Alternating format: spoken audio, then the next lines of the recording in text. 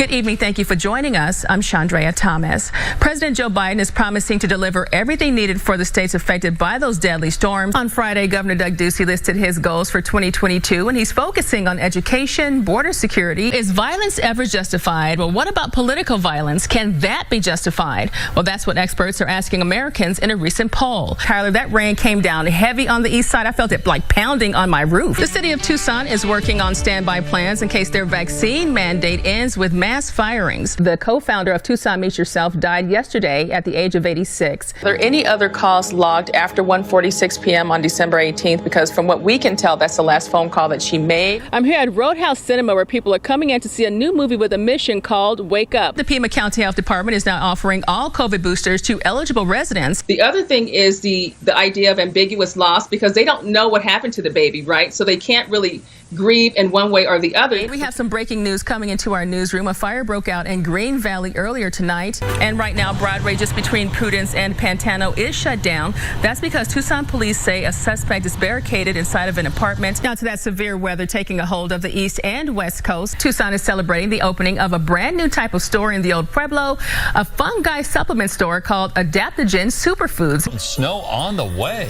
Okay, I'll keep my warm drinks and my snuggly blankets and my Santa Hot hat. chocolate with this hat. Yes, be good. Sounds good. The reason why is because nurses are not willing to continue to work under those conditions. Shannon King has been a nurse at St. Joseph's Hospital for more than 26 years. She says the situation at the hospital is getting worse by the day, and something has to change. What the nurses are going through, and even the staff in the whole hospital, we are expected to do more with less. We are expected to take more patients who are more critically ill than what we feel is to give adequate care to. According to Nurse King, the staffing levels at the Tucson hospital are critically low, and workers are extremely burned out. While some nurses are staying the course and working 12-hour shifts, others are walking away. We actually had a survey that we did among all of our nurses with St. Mary's and St. Joe's, where 74% of nurses are thinking of leaving because of the current situation. We're also told that workers are having a hard time getting new equipment. It's been put out that Tenet has made over $600 million in profit. And we don't see that being reinvested in retaining our nurses. We've been asking for a printer. We've been asking for computers.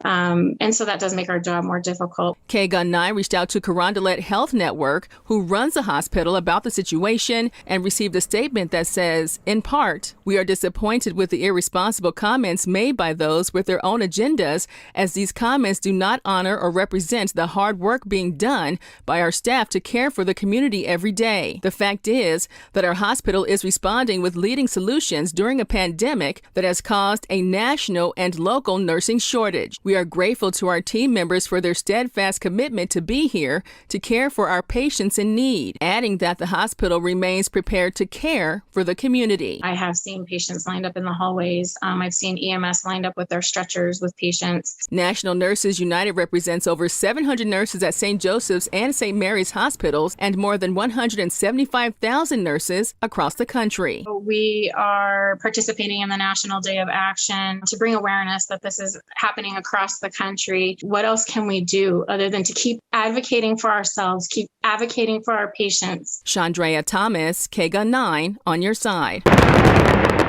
With the new year comes new changes to technology. And for those of you with 3G electronics, the change can leave you with a broke-down phone. 5G is in and 3G is out.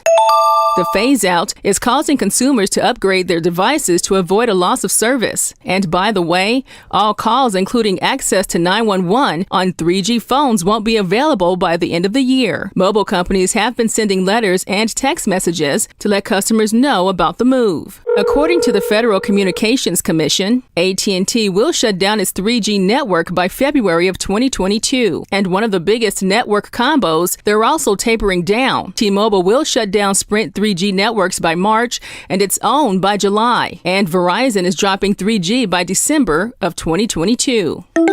The change will affect older cell phones, Kindles, home security systems, smartwatches, tablets, car tracking services, and medical emergency alert devices that will become obsolete. At this point, if your phone is more than 6 years old, check with your provider to see where you stand. And some users can check out the indicator bar on their cell phone screen to see if it's 3G. According to RCR Wireless News in 2019, there are more than 80 million 3G devices being used in North America. Kathy Clare is worried about her future at the Shady Lane Trailer Park on West Prince Road. We basically got a 30-day notice. Kathy says the last 5 years have been good. Then she got this eviction notice from the owner last month. She claims the city of Tucson is changing the zoning on the property, and now some of the tenants who have been there for years have to go. It'll take me time to find a place for us to be accepted, and I'm terrified I'm not going to find a place in 30 days.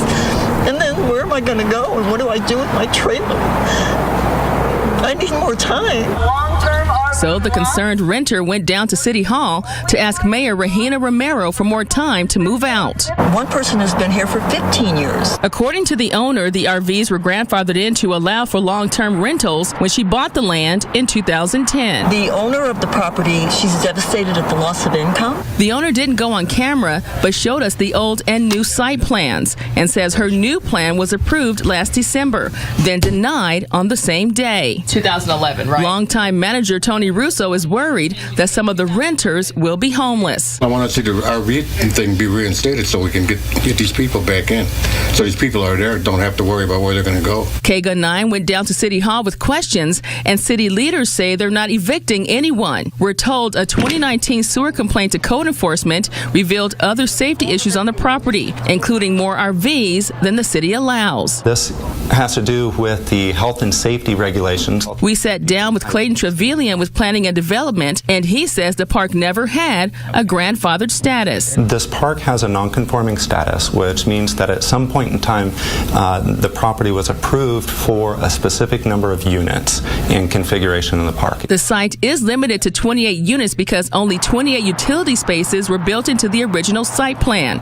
Additions must be approved by inspectors, and a zoning change for more space can take up to a year to process. Of those 28 units, they would be allowed to have 7 permanently established RVs that are permanently connected to the utilities. The city is also helping the renters with federal funding for housing and suggested an RV park 4 blocks away. At this point, Kathy and her neighbors are still hoping to stay on the property. We're a community, and we help each other out.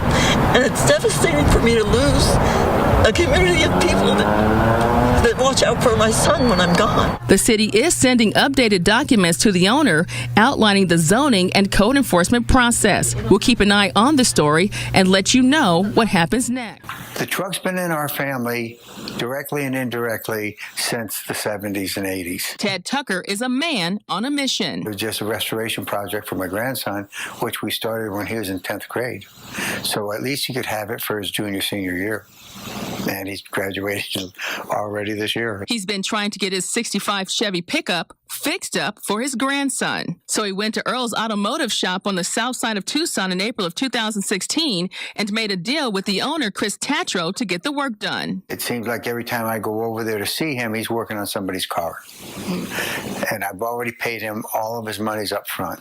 That 1-year promise turned into 3 years, and Ted is still waiting to get his truck back and wishes he had done things differently. I would have gone in, had him write up exactly what he's going to do, how he's going to do it in stages. So here's the trail of payments between Ted and Chris. In April of 2016, Ted paid the first $1,000.